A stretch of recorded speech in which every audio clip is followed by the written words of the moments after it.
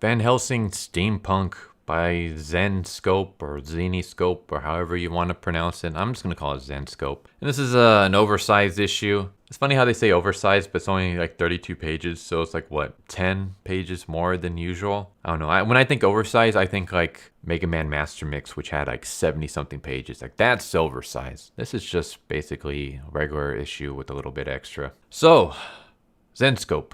What can I say about Zenescope? I actually like Zenescope. I haven't been reading too much of their latest stuff, but I mean, they do have characters that I really enjoy, like Mercy Dante. I really like Mercy Dante. I like Robin Hood. I like Van Helsing. They take public domain characters and they do a little twist with them. So you like, for example, you have Belle from Beauty and the Beast as a character. You have Allison from Alice in Wonderland as a character. Van Helsing obviously is a character. Robin Hood is a character. Gretel from Hansel and Gretel is a character. And they all share the same universe. Sometimes that universe takes place in the modern times, sometimes it takes place in the past. Obviously, the characters in the modern times interact with the modern day characters, and the characters in the past interact with the past, and sometimes you'll get crossovers where they get teleported to the past or teleported to the future. And so basically, it's a big, giant shared universe. All the main characters are always badass, sexy female characters, which is totally cool with me. I would basically describe it as a watered down version of Chaos Comics. Anyone remembers Chaos Comics?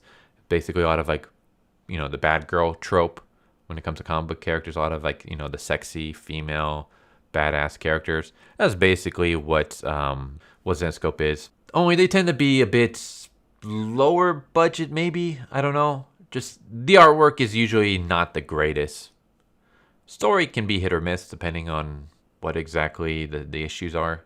Like there have been some Van Helsing stuff that I've really enjoyed and others I haven't really cared. So this is Van Helsing Steampunk. It says steampunk, but it actually takes place in our present day, despite the fact that Van Helsing does look like somebody straight out of steampunk. But she always looks like that. And I guess this is a crossover with another Zenescope Steampunk series. Again, there's a lot of crossovers. Like I said, there's shared universes. So sometimes what happens in one issue will carry on to another. Well, usually what happens in one issue carries on to another.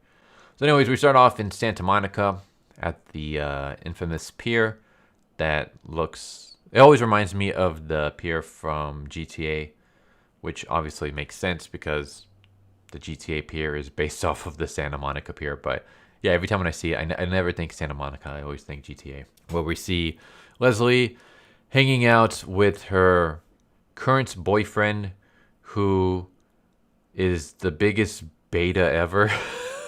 Like, no joke. I hate this character. I'm like, really? You have Leslie Van Helsing. You have a badass vampire hunter. And she's sexy. She's cool. She has a British accent. It's like, she can have her pick of the litter.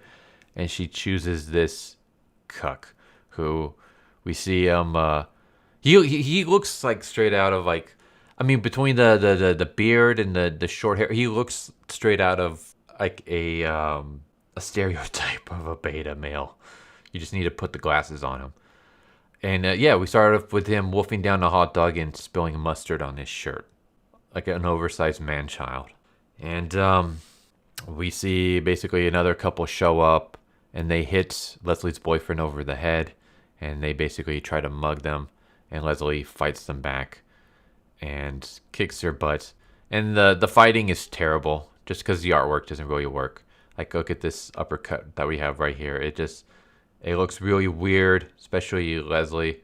I'm guessing that the artists basically just use a lot of photographs to draw. Like, I don't necessarily want to say that they traced, but they pretty much just adapted from photographs, which you don't want to do when it comes to like actions and stuff. Like, you don't want to do in general, really. Like maybe for backgrounds and stuff, but not for characters, because then the characters come across like soulless, and they also like there's no movement. It looks like you're just kind of taking a static photo and pasting it into a panel. Like this uppercut right here, it would have been a lot better if you drew it yourself without using any photo references, because then you can exaggerate certain parts. And yeah, obviously, if you do that, it won't look like a realistic punch. But because you exaggerate certain parts, you can you can show movements, you can show impacts. Like you look at this punch now, and it doesn't look. It looks very uncanny. Like you got this whole uncanny valley thing going on. It doesn't look like an actual punch. It looks like she's just kind of posing, and the female thief is kind of posing as well. It doesn't look well. Like I would blur the hand more, like just exaggerate certain parts to make it actually look like she's throwing an uppercut. But anyways, yeah, she fights off the muggers while her boyfriend just stands there like an absolute beta with mustard stain on his shirt. And then afterwards he throws up. And yeah, the very next scene we see Leslie talking to her friend Masumi, who's another Zenescope character. Zenescope, however you want to pronounce it. And Leslie's boyfriend is just gushing about how awesome Leslie is. I'm just like, oh, dude. How did you land this girl?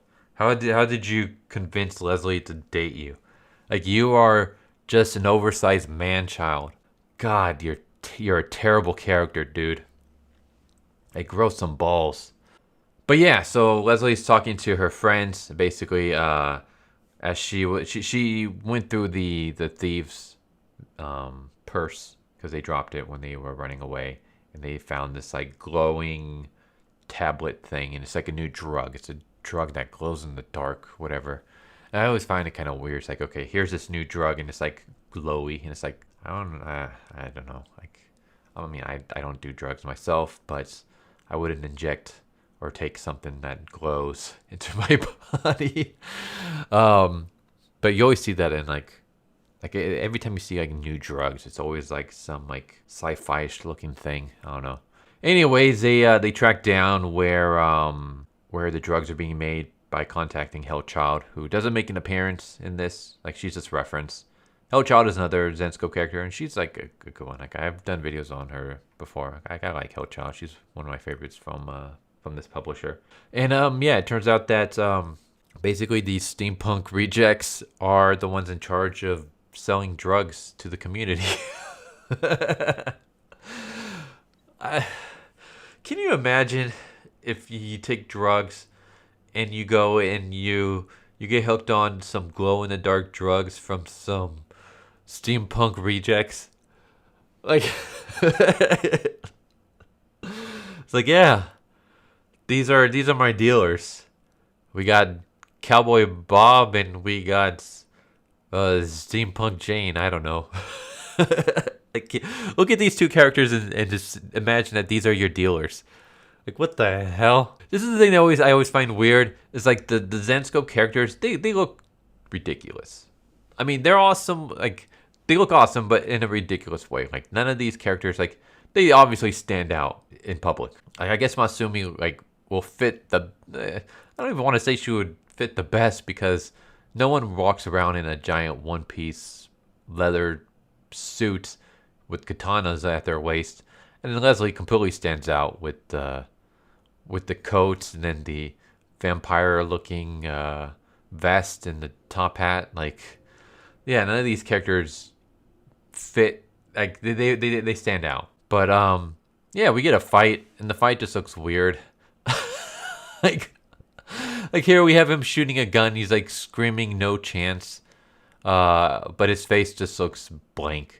And then we have Masumi deflecting bullets with her sword, but it just, look at that image. Like, it just looks weird. Like, the action scenes just look really bad. Like, look at this scene where Leslie shoots a stake and it impales on the characters, and she's supposed to be screaming in pain, but that doesn't look like the face of pain. That looks just off. Like, I don't know what kind of expression that is. Oh. Oh my god. So yeah, we get just a lot of stuff like that. Like, so like, for example, like the steampunk dealers leave, and then Leslie and Masumi go into the building to check out the drugs, but they find a steampunk bomb and it explodes. Look at this image of the bomb going off.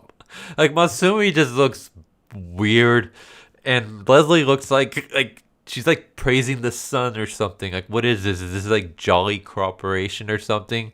Like, it just, like, I saw this and I just can't help but laugh.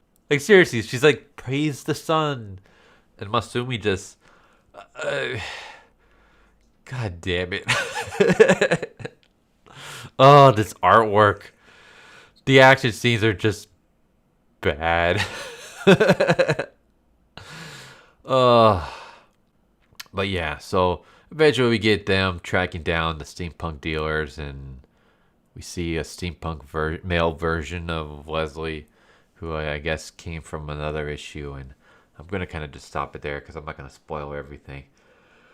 I'll say the story is average. The artwork is bad, but hilariously bad at certain points. Like, I spent most of this issue laughing at the terrible artwork. Oh, so what would I give this?